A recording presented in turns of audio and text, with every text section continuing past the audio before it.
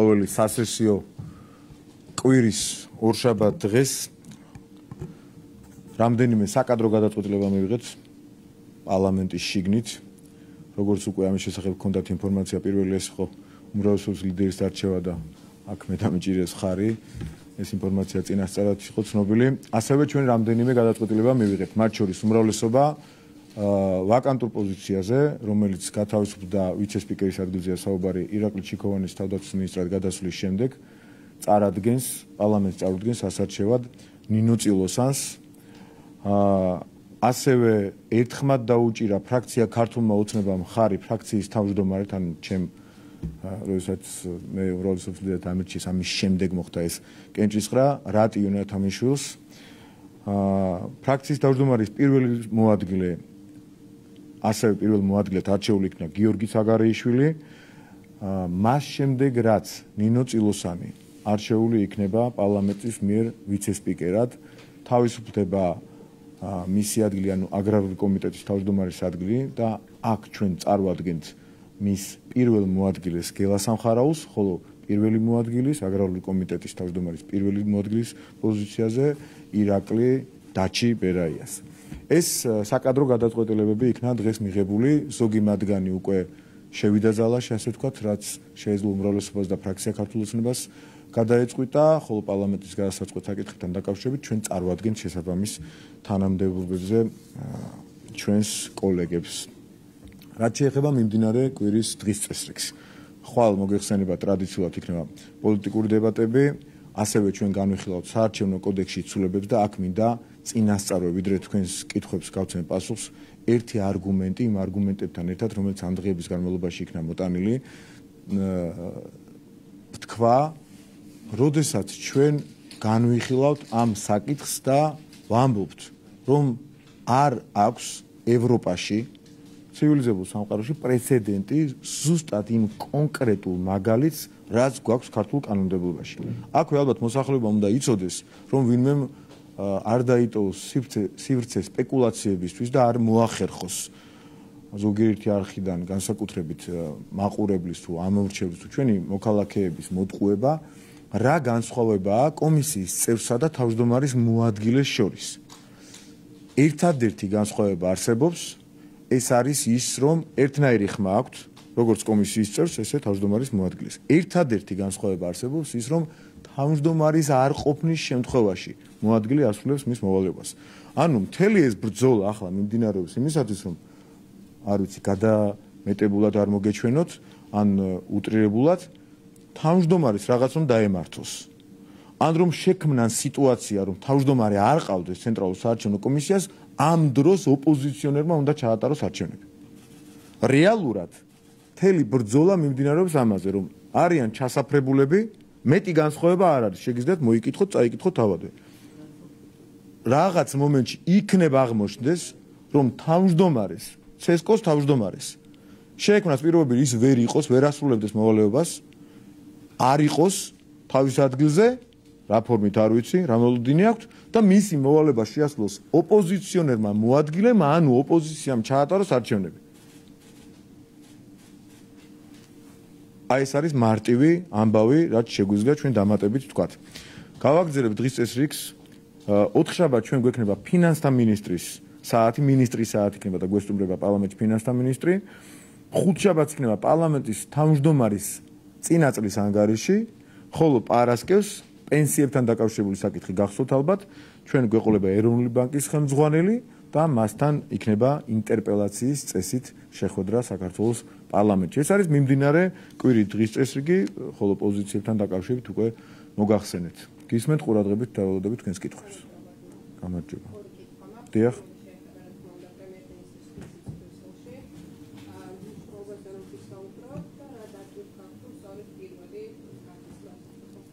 მადლობა. ირაკლი კობახიძის პირველი ყველა განცხადება, რაც გააკეთა პირველი მთავრობის ხდომის დროს, მათ შორის როგორც სიმბოლურ, ასევე რეალურ მის პრიორიტეტებს მიანიშნებდა. მან გარდა იმისა, რომ ილაპარაკა კორუფციასთან ბრძოლის კიდევ უფრო გაძლიერებაზე აქ ჩვენ პოზიციებში დავწინაურდით, თანამედროვე სამყაროში და ბევრ ქვეყანას გაუსწარით, ჩვენ გვაქვს ამით შესაძლებლობა, რომ პირველ ათეულში მოხვდეთ. და ერთ-ერთი პრიორიტეტული განაცხადი ახალი პრემიერისა ეს იყო. ასევე გამჭვირვალობა და ამ გამჭვირვალობიდან გამომდინარე სერვისების დახვეწა. ეს იყო ერთ-ერთი პრიორიტეტი და ჩვენ ბევრი მაგალითი მოვიტანეთ მისი ამ განცხადების შემდეგ, მაგალითად, მაშინ როდესაც საჯარო სამსახურის წარმომადგენლებს შეუძლიათ არა კანონით დათქმულ ვადებში, არამედ უმალვე გასცენ მოქალაქეების პასუხი, ამას ხელს არაფერს არ უნდა უშლის. მართალია საჯარო მოსამსახურე, რომელიც იტყვის, რომ მე მაქვს მაგალითად 10 დღიანი ვადა და ამ 10 დღიან ვადაში ჩავეტევი, გავცენ პასუხს. თუ არის შესაძლებლობა მეორე, მესამე დღესვე გასცეს პასუხი მოქალაქეს, მის პრეტენზიაზე თუ მის მოთხოვნაზე, ეს უნდა გაკეთდეს, ანუ დაჩქარდეს მომსახურების გაიზარდოს, გაუმჯობესდეს მომსახურების ხარისხი. და ასევე იმავე დღეს იყო ნათქვამი ის, რაც თქვენ ახლა ბრძანეთ და მკითხეთ. პირველი ოფიციალური ვიზიტი ახალი პრემიერისა შედგებოდა ევროპის დედაქალაქში. დიახ, ის წავიდა ბრიუსელში, ეს იყო განაცხადი, ბევრი манипуლირება და სპეკულირება მოვისმენთ ამასთან დაკავშირებით. რატომ არ წავიდა მიუნხენში? იმიტომ რომ პირველი მას ჰქონდა ეს სიმბოლური, რეალური მიზანი დატვირთვით, აი მიზნის ამ თვისებებით დატვირთვით, ასე ვთქვათ, და იმ სიმბოლიზმიდან გამომდინარე, რომ ჩვენ ერთხელ განსაზღვრეთ კონსტიტუციაში რა არის ქვეყნის საგარეო მიზანი. ქვეყნის ახალმა პრემიერმა განსაზღვრა პირველი ვიზიტი და ამას აქვს უდიდესი დატვირთვა. ეს არის კიდევ ერთი განაცხადი, რა გვჭირდება ჩვენ საით მივისწრაფვით და აქაც ვერავინ უნდა მოახერხოს ამ საკითხთან დაკავშირებით სხვაგვარი ინტერპრეტირება და მიუნხენის კონფერენციით სარგებლობა, რომ თითქოს იქ ვიღაც არ წავიდა და სხვაგან მიდის და ასე შემდეგ. რაც შეეხება ჩვენ საგარეო ვექტორს, კურსს, ის არის ურყევი, იმიტომ რომ ევროპა არის ჩვენი სახლი. ჩვენ უნდა ყველაფერი გავაკეთოთ და ყველაფერს ვაკეთებთ.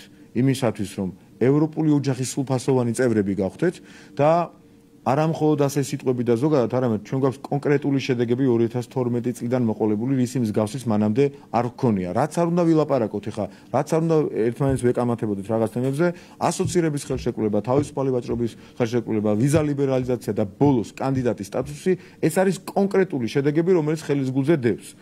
ახლა როგორც არ უნდა ამოვაბრუნოთ ეს ფაქტები, ეს მოხდა ქართული ოცნების პირობებში, ქართული ოცნების სწორი რეფორმების, ქართული ოცნების სწორი და ღირსეული გადაწყვეტილებების გამო. ჩვენ ასეც გავაგრძელებთ და სწორედ ეს არის ერთადერთი გზა, სადაც აი ამ ღირსებით, სიამაყით და არა ცალფეხზე დგომით, ჩვენ გავხდებით ევროპული ოჯახის სრულფასოვანი წევრები.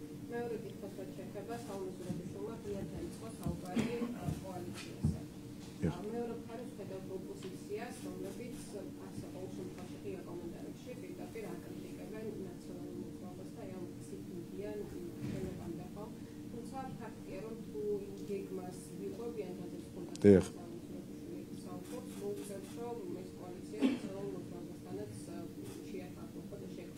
დიახ. ორი მიმართულებით შეიძლება პასუხი გაიცეს ამას.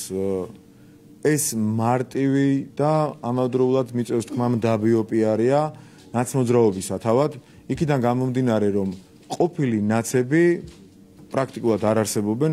როგორ შეიძლება ხა მელია, გვარამია და ასე შემდეგ ხაზარაძე მაგალითად ისე გაემიჯნონ ნაცებს, რომ ჩვენ საზოგადოებამ დანარჩენმა ადამიანებმა ჩავთვალოთ, რომ ეს დღეს ნაცი აღარ არის და არ ასრულებს მათ მიზნებს. ერთადერთი მიზეზი აქვს ამას, იქიდან გამომდინარე, რომ მათ რადიკალურ ფრთას აქვს დაახლოებით 20%-მდე რეიტინგი, მაქსიმუმ 17-18%-ში არიან ეხა დაახლოებით დღეის მდგომარეობით, ესეც მაქსიმუმ.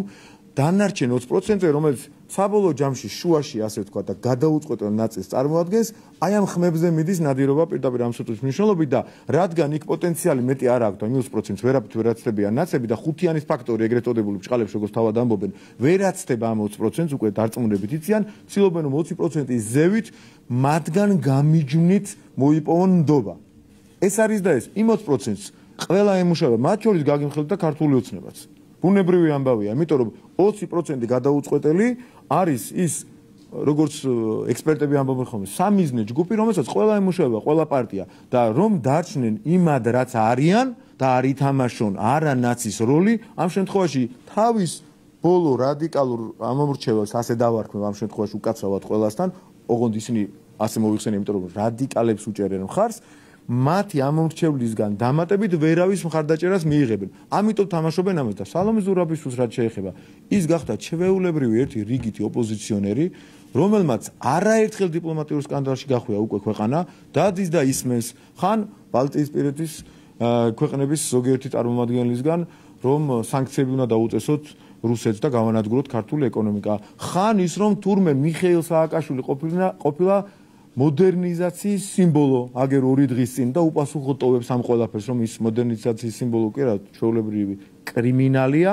რომელმაც ეს ქვეყანა საშინელ მდგომარეობაში ჩააგდო. ანუ თურმე მკვლელობა, წამება, გაუპატიურება, ბიზნესის რეკეტი, ტელევიზიების დახურვა და ასე შემდეგ, რაც ყველამ კარგად ვიცით, ყოფილა მოდერნიზაცია. ჩვენთვის ეს არ არის მოდერნიზაცია, ეს არის სისასტიკე, ეს არის რეჟიმის სისასტიკე, მოდერნიზაცია არის დემოკრატია, განვითარება და ევროპა. მათ თუ ასე ესმით, ამ ვინც არ უნდა იყოს, რომელი ქვეყნის საგარეო საქმეთა მინისტრიც არ უნდა იყოს, როგორი მეგობრული ურთიერთობაც არ უნდა ქონდეს ამ ქვეყნებთან, უნდა შევახსენოთ, რომ მკვლელობა, გაუპატიურება, ადამიანების წამება, ღირსების აყრა. აღარ მინდა მძიმე ტერმინებით დაგღალოთ. ბიზნესის და ტელევიზიების რეკეტი, შევარდნა ტელევიზიაში, ეს ვერ იქნება მოდერნიზაცია, ამას ვერ მიიღებს ქართველი კაცი და ქალი მოდერნიზაციად ვერ აზრობს. ამას ისმენს სალომე ზურაბიშვილი და უპასუხოდ ტოვებს. მისი მხრიდანაც ეს ან დადგმულ სპექტაკლში მონაწილეობაა იმისათვის, რომ მიხეილ სააკაშვილი შეიწყალოს და გარე სიტუაციას დააბრალოს, ანუ საერთაშორისო საზოგადოების მოთხოვნას დააბრალოს, ან ითამაშოს როლი, რომ არ იწყალეს მიხეილ სააკაშვილის არანაცის იმიჯი ამით მოირგოს და იმ დარჩენილ გადაუწყვეტელ 20%-ზე ასე იმანიპულიროს. სხვა გადაწყვეტა ამ საკითხზე, სხვა ახსნა არ აქვს. დიახ.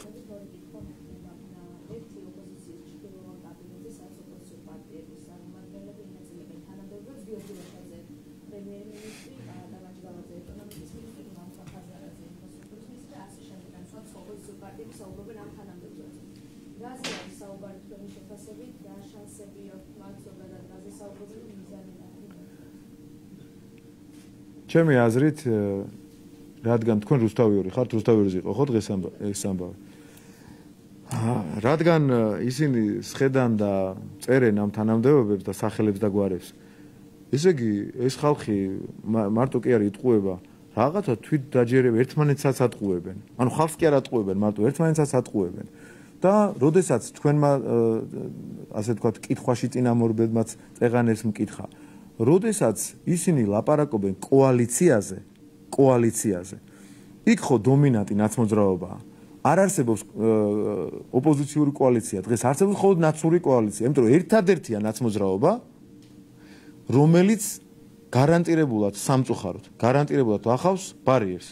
სხვას ბარიერის გადალახვის შანსი პრაქტიკულად არ აქვს, მაგრამ რომც გქონდეთ თავისი გათვლებითაც კი ისეთ პროცენტებს ასახელებენ, თავისი კვლევებითაც, გაყალბებული კვლევებითაც კი, რომ ისინი არიან სადღაც ბარიერთან ახლოს. თავისი კვლევებით ვამბობ, ხო? 2-3 პარტია არც კი. ამასაც ვერ ამბობენ. შესაბამისად, კოალიცია ოპოზიციური კი ვერ იქნება. იქნება დომინანტი ნაცმოძრაობა და იქნება მისი მიმდევარი პარტიები, ხო? სხვანაირად კოალიცია ვერ და ჩვენთან ხო არ აპირებენ კოალიციის დალაგებას, ხო წარმოუდგენელია, ჩვენ არ გვჭირდება მათი კოალიცია არაფერში, ხო? ესე იგი თეორიაშიც კი რომ განიხილავენ კოალიციას, განიხილავენ ნაცმოძრაობას დომინანტად და ესე იგი ნაცმოძრაობის კოალიცია. ამიტომ უნდა ვიცოდეთ ყველა საქართველოს თითოეულმა მოქალაქემ, რომ როდესაც ისინი ამბობენ კოალიციას, გულისხმობენ ნაცმოძრაობის დაბრუნებას ხელისუფლებაში და ეს იქნება ნაცმოძრაობის კოალიცია, რასაც ქართული ხალხი არ დაუშვებს, ეს ერთი. და მეორე. ერთმანეთს იმიტომ აჯერებენ, რომ როგორც ჩანს, სადღაც სხედან და წერენ ვის რა თანამდებობა ერგება. და ზუსტად აი ეს სახელები და გვარებია, ვისაც არ მიიღებს ქართული საზოგადოება და აქ ყველაზე სერიოზულად ვერ ვლაპარაკობ ბოლომდე, მაგრამ ოდნავ გასაბრაზებელი ადამიანურად იცით რა არის? ისინი არჩევნების მოგებას კი არ აპირებენ თურმე. იქ მე მენიშნა თქვენს ეთერში რაც ვნახე, 2 თანამდებობა. კაი, ერთმანეთს აგიჟებენ იქ უკაცრავად ამ გამოთქმისთვის და მინისტრების პორტფელებს ინაწილებენ და პრემიერ-მინისტრს წვეტენ და მიშამ იცის ნეტა ეს ყველაფერი სააკაშვილმა ვაშაძე რო ყავთ პრემიერ-მინისტრი, მთელი ამბები იქნება მაგაზე ეს რო გაუხმაურდათ ეს ამბავი, მაგრამ სახლში არ იციან როგორც ჩანს ესენი თავის რაღაცებს რო წერენ, მაგრამ იქ 2 თანამდებობა იყო ისეთი, გენერალური პროკურორი და უსაფრთხოების უფროსი. ანუ ისინი არჩევნების გზით მინისტრების დაკომპლექტებას კი არა რომ მოიგონ თეორიაში ჯერ რა უნდა მოიგონ, მაგრამ მაინც საკონსტიტუციო გადატრიალებას აპირებენ. ეხლა თქვენ რაც გაახმოვანეთ დღეს, მაგას ნიშნავს. კარგი მინისტრები რაღაც გაინაწილეს ეს ოცნებობენ თავისთვის და ოცნებას კაცი არ მოუკლავს. გასაგებია ყველანაირი მნიშვნელობით. მაგრამ ის რომ აქ ჩაწერეს უსაფრთხოების სამსახურის და გენპროკურორი არჩეული თანამდებობის პირები, რომლებიც სულ სხვა ხელისუფლება იყოს დაუშვათ, ისინი არჩეულები არიან და თავისი ვადა აქვთ, ეს იმას ნიშნავს, რომ ისინი აპირებენ საკონსტიტუციო გადატრიალებას და არ არჩევნებს. ანუ ამაშიც კი თვითაღიარება გამოუვიდათ, იმდენად არაპროფესიონალები არიან. კვალიფიკაციის საკითხია, რომ შეიძლება არც იციან, რომ ეს ხალხი არჩეულია, იმიტომ რომ მე რომ მეგონა ხოლმე რაღაცა მომენტში რომ ეს ხალხი რაღაცა კვალიფიკაციის, რაღაცა ხარისხის მაინც ხო, იქაც პრობლემა და გარღვევები აქვთ. დიახ. დიახ.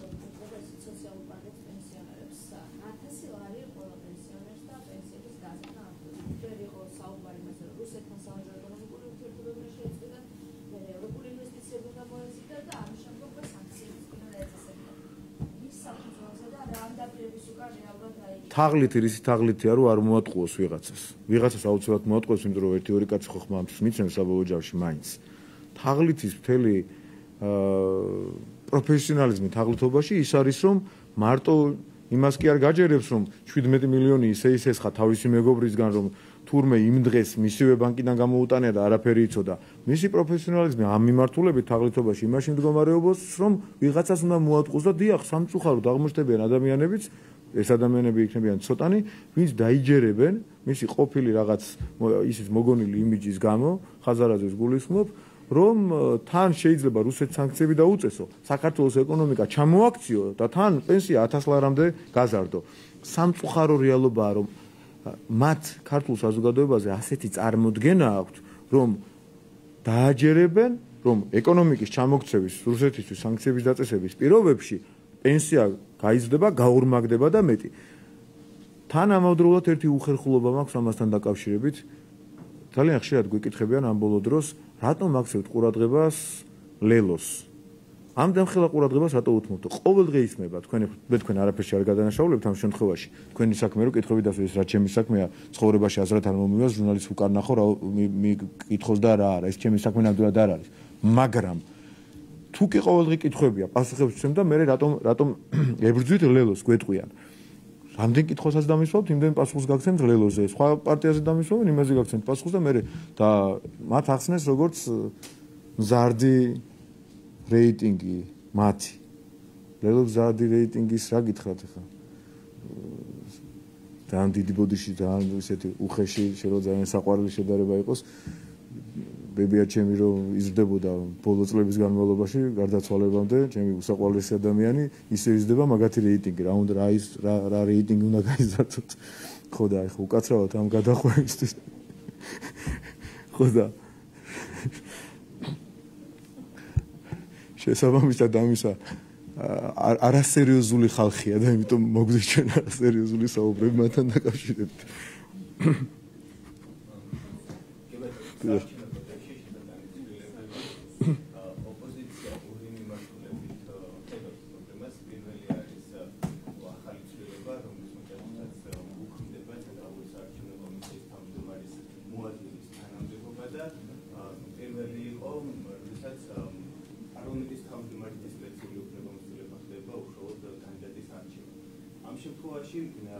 თქვენი პასუხი რა იქნება და როგორ აისახება ეს 2024 წლის საპარლამენტო არჩევნები? მე წეგან ამაზე ვისაუბრებ და კიდევ ერთხელ ძალიან მოკლედ გავიმეორებ. ისე იგი მათ უნდათ მაინც და მაინც ისეთი რაღაც ჩვენს ოპოზიციას, რომელი რაღაც, ანუ რომლის მსგავსი და რომლის პრეცედენტი არ ფიქსირდება არსად. და რომელიც ჩვენ დაუშვით თავის დროს. კი, მართალია, ისინი მიგვითიდებენ 18 აპრილის შეთანხმებაზე და ჩვენ თქვით და კატეგორიულად ვაცხადებთ, შემთხვევითი არ ყოფილა ირაკლი კობახიძის განცხადება ამაზე. არასდროს ჩვენ არ დაუშვებთ ისეთ რაღაცებზე ხელის მოწერას, რაზეც ჩვენ ხელი მოვაწერეთ 19 აპრილს. იმიტომ რომ გამოჩნდა, რომ ამან ვერცერთ ადამიანს რადიკალური ოპოზიციიდან დასკვნების სწორი ვერ გამოატანინა. გამოჩნდა, რომ ჩვენი პარტნიორი ქვეყნების წარმომადგენლებს არ გააჩნიათ ბერკეტი, რომ ისინი დაარწმუნონ, რომ ამ შემთხვევაში, როდესაც ესეთ მიუღებელ მისთვის სუბიექტურად და ობიექტურადაც მიუღებელ რაღაცეებზე აწერს ხელს ქართული ოცნება, მაშინაც კი ხელი მოაწერინოს ამ სიტყვის აიძულოს თუნდაც ამ სიტყვის ყველაზე პოზიტიური გაგებით ვერ დაარწმუნეს ნაცები ამაში ელემენტარულად და ამავდროულად ჩვენ ვიცით და ვიცოდით რომ ხელს ვაწერდით ისეთ რაღაცებს რაც გარკვეულ შემთხვევაში კონსტიტუციის ჩარჩოებიდანაც კი გადიოდა შესაბამისად ამისა ეს ნაწილი გადავახვიოთ გადავდოთ გვერდზე და ვთქვათ რომ ჩვენ 19 აპრილის შეთანხმებაში რაც ეწერა ხელს არასდროს მოვაწერთ ამას ლოკალურად იმ მოკლევადიან პერიოდში მან გარკვეული შედეგები მოიტანა, მაგრამ ასეთ დათქმებზე ჩვენ ხელს აღარ მოვაწერთ, პრინციპულად არასდროს. და მეორე, უპრეცედენტოს გაკეთება არის ცუდი რამ, ერთი, მეორე, ერთადერთი განსხვავება, რაზეც იბრძვიან მთავარი მათი არგუმენტი არის ოპოზიციონერი მოადგილე. განსხვავება კიდევ ერთხელ ვიმეორებ, ოპოზიციონერი მოადგილესა და დანარჩენ ჩვეულებრივ წევრს შორის არის ერთადერთი. ის რომ მას აქვს უფლებამოსილება თავმჯდომარის არ ყოფნის შემთხვევაში რაღაც მისი ვალდებული მისი უფლებამოსილება შეასრულოს და აი რაღაც მოცემულობა აქვთ მათ მოფიქრებული თავისთვის ესეც უნდა დავაზღვიოთ ალბათ რა მოცემულობაში ალბათ იციან რომ თავმჯდომარე აღარ იქნება და მის მოვალეობას შეასრულეს მათი თანაპარტიელი შეიძლება რომელიმე ნაცმოძრაობის ერთ-ერთი პარტიის წარმომადგენელი ატარებდეს არჩევნებს აი წარმოვიდგინეთ სხვა აზრი მოადგილის იქ ყოფნას ოპოზიციური პარტიიდან არ აქვს სხვა განსხვავება მასა და ჩვეულებრივ წევრს შორის არ არსებობს ანუ არ ვიცი მართლა ისიც უნდა დავაზღვოთ მაგრამ ყველაფერი მოსალოდნელი იმ კაც შეიძლება რაღაც დამართონ ვინც არის თავმჯდომარე ან მომავალში ვინც იქნება თავმჯდომარე წლების შემდეგ შეიძლება რაღაც დამართონ პირდაპირ გაგებით ვამბობ არ დაუმართიათ ხალხი არ დაუხოციათ ქუჩაში თუ ასეთი არ ჩაუდენიათ აი ძალიან ცუდ რამეს ვამბობ დიდი ბოდიში ხა ვიღაც მისი დღევანდელი ცესკოს თავმჯდომარის და ასეთი არ ემუქრება დღეს ისეთ ქვეყანაში ცხოვრობთ რომ ასეც ალბათ არ მოიფიქრებთ ამ განცხადებითაც ალბათ თუ ასღებ ასეთ სისულელეებს მათ ტვინში რაც არ მოიხარშება ხო წარმოუდგენელია მაგრამ ამას რო ვამბობ და შეიძლება ვიღაცას ვანერგულებ კიდევაც მაგრამ ასეთი განცხადებებით სწორი განმარტებებით საზოგადოების წინაშე უნდა დავაზღვიოთ ასეთი მარაზმული აზრების რეალიზაციის საშუალებებისგან ჩვენი რადიკალური ოპონენტები, იმიტომ რომ სხვა შანსი რაში შეიძლება ჭირდებოდეთ ოპოზიციონერი მოადგილე სხვა მოფიქრების ვარიანტი არ აქვს, სხვას ვერაფერს ვერ იფიქრებ. ერთადერთი თუ არ იქნება თავმჯდომარე, შეასრულებს ოპოზიციონერი ნაცადრობის ერთ-ერთი პარტიის წარმომადგენელი მის მოვალეობას. რაში უნდა ჭირდებოდეთ სხვა აზრი გიჩნდებათ ვინმეს? აი ეს პარადოქსალური მდგომარეობა გვაქვს, ამიტომ პრინციპულად ამ საკითხს გავიტანთ, მივიღებთ, აი ამ გიჟური რისკებისგანაც დავაზღვევთ ყველას და ყველაფერს და კანონმდებლობა შესაბამისობაში გვექნება საუკეთესო ევროპულ პრაქტიკასთან და სტანდარტებთან.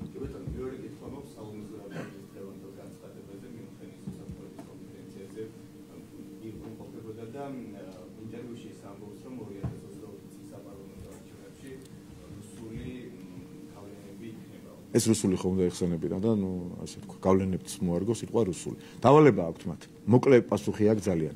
ყველას ერთად სალომე ზურაბიშვილის ნაცმოძრაობის დღევანდელ სხვა წევრებს გუნდისა აქვთ ერთი დავალება.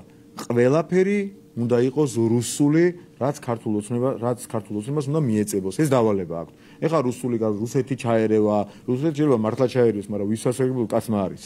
რუსეთმა შეიძლება მართლა წადოს. ჩვენთან კი არა, ეჭვები არსებობს, გაცილებით ძლიერ და დიდ ქვეყნებში ცდილობენ ისინი ჩარევას, მაგრამ კაცმა არის ვისასრებულოთ. რამდენიმე დღის წინ გამოვიდა პუტინი და ილაპარაკა, როგორი კარგი კაცია და როგორი მაგარი პოლიტიკოსია ბაიდენი, ადამიანი, რომელიც ერთ-ერთი გამორჩეული მხარდამჭერია და როგორ აწყობს რუსეთს მისი პრეზიდენტობა, ადამიანი, რომელიც ერთ-ერთი გამორჩეული მხარდამჭერია უკრაინის და აშკარად აფიქსირებს არა მხოლოდ სიტყვით, ქმედებებით, ქმედითი ღონისძიებებით მხარდაჭერას უკრაინის მიმართ რუსეთის წინააღმდეგ და ამ კაცը იძახა რა კარგი კაციაო და კარგი პოლიტიკასიაო, აქ ვადიდა და ძალიან კარგია რომ ის არის პრეზიდენტი და მომავალ არჩევნებშიც ის უნდა იყოს პრეზიდენტიო თქვა.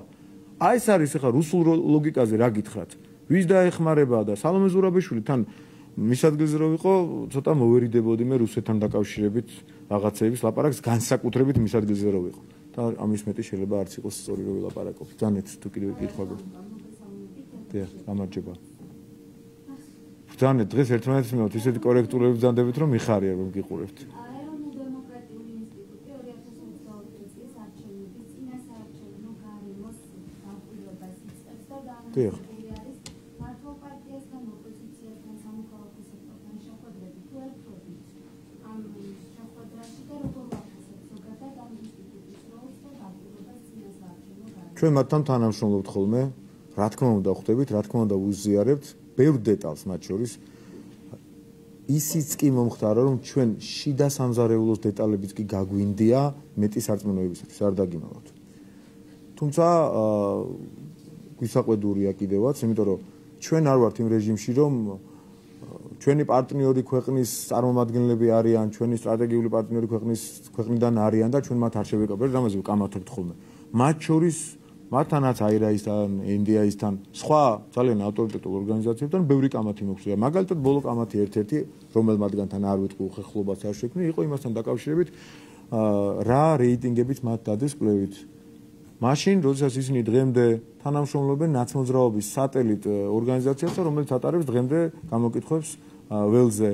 და როდესაც კითხვას ვსვავთ ხოლმე ჩვენ კონკრეტულს ალოკაციის გარეშე რატო სულ რომ ეს სწორი მონაცემები იყოს ალოკაციის გარეშე რატო ქვეყნდება რატომ არ არის არასდროს ალოკაცია ან რატო არ არის ამასთან განმარტება ამასთან დაკავშირებით უხერხული პასუხებია ხოლმე და შემდეგ ესე პირისპირ შეხვედრის დროს დახურულ შეხვედრის დროს გარკვეული უხერხულობები იქნება აი ამის მიუხედავად ასეთი ბევრი დეტალი შემიძლია მოგითხროთ და მოგიყვეთ ამის მიუხედავად ჩვენ მათთან თანამშრომლობთ ხოლმე მათი ორგანიზაციების იმიჯის ავტორიტეტის გათვალისწინებით და მათ შორის თუნდაც იმ ადამიანების პატივისცემით, ვინც ადგილობრივი ორგანიზაციებს წარმოადგენენ, ხშირ შემთხვევაში მათ არ ვეუბნებით თუ არ სამ შეხვედრას და თანამშრომლობთ კიდევაც, მათ შორის დაუფინანსებიათ ტრენინგები, სხვა ღონისძიებები და ამისათვის ბუნებრივია მადლობა. რაც არის პოზიტიური მათი მხრიდან და რაც აქვს მათ დამსახურება, ეს არ უნდა დაუკარგოთ არავითარ შემთხვევაში რაღაცებში არ ვეთანხმებით, მით უმეტეს. ჩვენ უნდა ვთქვათ, უნდა შევძლოთ, რომ ახლა აირაის ენდიაის ბევრი ტრენინგი დაუფინანსებიათ მათ შორის ქართული ოცნების პარტიული წარმომადგენლებისთვისაც, რა თქმა უნდა, ოპოზიციის წარმომადგენლებისთვის ალბათ უფრო მეტი, მაგრამ ეს უნდა აღვნიშნოთ და მათ უნდა მადლობა გადაუხადოთ, მაგრამ სადაც მათ პრობლემები აქვთ, ეს უნდა ვუთხრათ ღიად და არ უნდა მოვერიდოთ, ამას ვაკეთებ ახლა მე და არ ვერიდები ამის საუბარს. მათ შორის მათ არაფერი უთქვამთ მაშინ, როდესაც საქართველო იყო პირველი ქვეყანა სოფლიოში, სადაც არჩევნები დემოკრატიულად ჩატარდა, მაგრამ ამავდროულად პარალელურად მოხდა ის, რომ NGO სექტორის მსხვილმა ერთ-ერთმა მდიდარმა წარმომადგენელმა გააყალბა პარალელურ ხმის დათვლის მონაცემები. ამას შეიძლება ქვეყანაში ისეთი არეულობა და ქაოსი გამოიწვიოს, რომ შეიძლება ქვეყანა დაანგრიოს და შეცვალოს ქვეყნის ბედი და ისტორია. ამას გამოხმაურება მათი მხრიდან არ მოყოლია. აი წარმოიდგინეთ, პარალელური ხმის დათვლის მონაცემების გააყალბება მოახერხეს ადამიანებმა. ეს გაბედეს. და ამას ეს ორგანიზაცია მაგალითად არ გამოხმაურებია, რაც სამწუხაროა, მაგრამ აქვთ პოზიტიური, ძალიან ბევრი, კარგი ამბავი დაფინანსებული საქართველოში ამისთვის მხოლოდ მადლობა. დანეთ.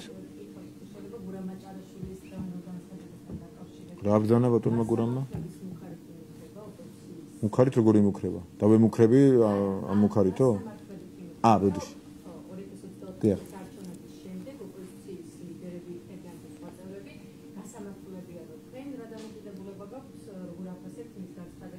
რისთვის გასამართლებიანო გააჩნია? მათი წარსულის შეცდომების გამო. შეცდომების გამო ადამიანებს არ ასამართლებენ, არ მგონია რომ გურამს ესე თქვა. დიახ. იცი რა, მე არ ვიცი გურამა მართლა გულწრფელად გეუბნებით, არ ვიცი დეტალურად არ მომისმენია თქვენგან მესმის, მაგრამ იყო ამის შესახებ მანამდე განცხადებები. შეიძლება ტემპი სამართალწარმოების არ იყოს დამაკმაყოფილებელი იმ მიმართულებით, რა მიმართულებითაც ყოფილი მაღალჩინოსნები ამ ქვეყანაში სამართლებიან, თუმცა 90-ს გადაცდა უკვე იმ ადამიანების რაოდენობა, რომლებიც მძიმეს დანაშაულებში არიან ხილებულები და ისინი წარმოადგენენ იმ სასტიკი რეჟიმის სახეს. თუმცა ერთი რამ უნდა გითხრათ, რომ მე როდესაც რამდენიმე თემით დავინტერესდეს, ჩემი საქმე არ არის და ზოგადი ინფორმაცია შეიძლება მივიღო მხოლოდ ახლა დეტალებში საქმეს არავინ წამაკითხებს და სწორიც არის ეს, ხო? იმდენად რთული ამ ძველი საქმეების გამოძიება. მაგალითად მე შემიძლია გითხრათ, რომ ერთ-ერთ ძალიან ცნობილ საქმეზე მაშინვე იმდენად განადგურებული იყო მტკიცებულებები, რომ ეს საქმე რომ ვახსენო ახლა, შეიძლება საზოგადოების ნაწილმა ხშფოთებას გამოთქვას მაგ საქმეზე როგორ შეიძლება დაჭერილი არ იყოს არავინ და დაკავებული არ იყოს არავინ. თუმცა ცხელ კვალზე თავისი მმართველობის დროს, თავისი მმართველობის წლებში იმდენად გაანადგურეს მტკიცებულებები, რომ რთულია ბრალი წარუდგინო, მით უმეტეს განაჩენი დაადგინო კონკრეტული ადამიანების მიმართ. ზუსტად იცი დაუშვათ, რომ შეიძლება ამას ჩაიდენდნენ ესა და ეს ადამიანები, მაგრამ სტანდარტი სამართალწარმოების ხო ეს არის. თუ უტყუარი მტკიცებულებები კონკრეტული პირის ან პირების მიმართ არ გაქვს, მას პასუხისგებაში ვერ მიცემ. ნაცების დრო ხო არ არის, რომ ესე აიღო და ერთი ადამიანს ათქმევინო, ამან ჩაიდინეს დანაშაული, დაიჭირო შეაგდო ციხეში და გაასამართლო, ხო? უტყუარი მტკიცებულებები უნდა გქონდეს. არა და ესე ზეპირად ამას ჩემი წინა პროფესიის დროს ოპერატიული თანამშრომლები ოპერატიულ გახსნას ეძახდნენ. იცოდნენ რომ ვიღაცამ ჩაიდენა დანაშაული, ინფორმაცია ჰქონდათ ამის შესახებ, მაგრამ არ ჰქონდათ მტკიცებულებები. ხდება ესეთი სამწუხაროდ, ხო? როცა არსებობს გარკვეული ინფორმაცია, რომ ამ იმ სისტემამ ბოლო-ბოლო ჩაიდინა დანაშაული და კონკრეტულ ადამიანებზეც კი შეიძლება იყოს მინიშნება ინფორმაციული, მაგრამ არა გაქვს მტკიცებული, ჭირს. ამიტომ ძალიან გართულებული და ამიტოა რომ წლების შემდეგ, ეხლა ერთ-ერთი მკვლელობის ძალიან გახმაურებული მკვლელობის საქმეზე ორი ადამიანი ახლა დაიჭირეს რამდენიმე დღის წინ დააკავეს, ხო? ხო გახსოვთ ეს ამბავი? იმიტომ რომ მტკიცებულებების მოპოვება არის ურთულესი. და რაც შეეხება ხალხის ძალის ამ დამოკიდებულებას, ხა მე არ ვამბობ რომ დავანებოთ ეხლა ყველაფერს, ჩამოვაწეროთ დანაშაულები, მაგრამ სამართალწარმოების საქმეა და დიდ წინააღმდეგობასაც ვერ გავუვი, ვინც დამნაშავეა, რა თქმა უნდა დაისაჯოს. ეს არჩევნები ამასთან დაკავშირებით კონტექსტუალურად შეიძლება არ იყოს სწორი.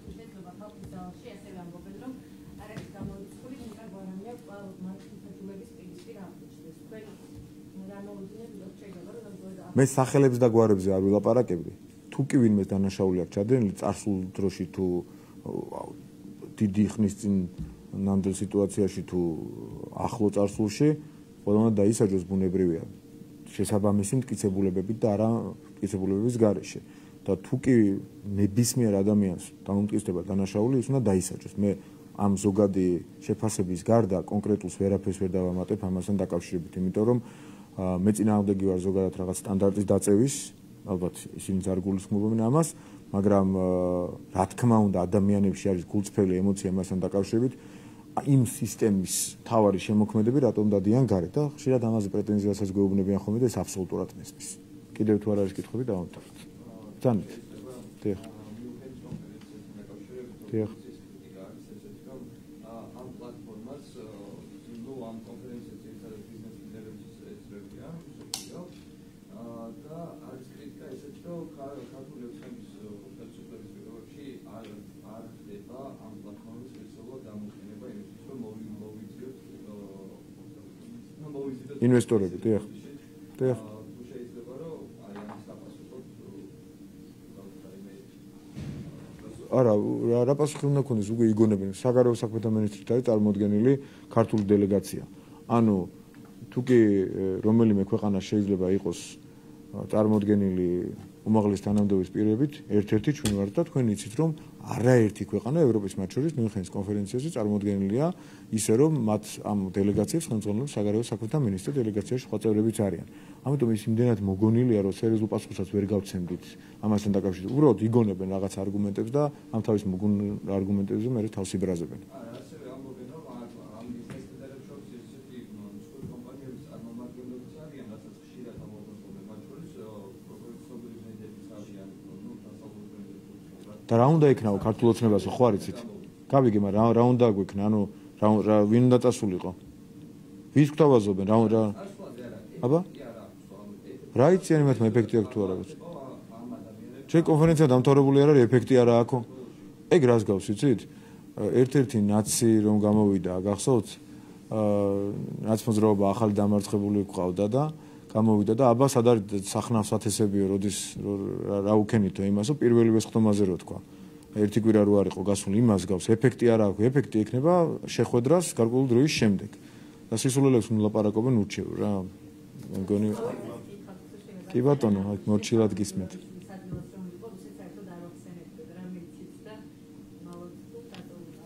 დამალვას უნდა მაბრალებ თლად, რადგან თქვი ესე იგი თლად არ უმალა, მაგრამ მას რჩევას მივცემდი რომ არაფერი გავრცელებული თქვენ რაც არ იცით ისეც არაფერს. ახლა მე რო თქვა გაგახსენდებათ, მაგრამ სატელევიზიო სივრცეში რაც არ გახმოვანებულა, მსგავს არაფერს.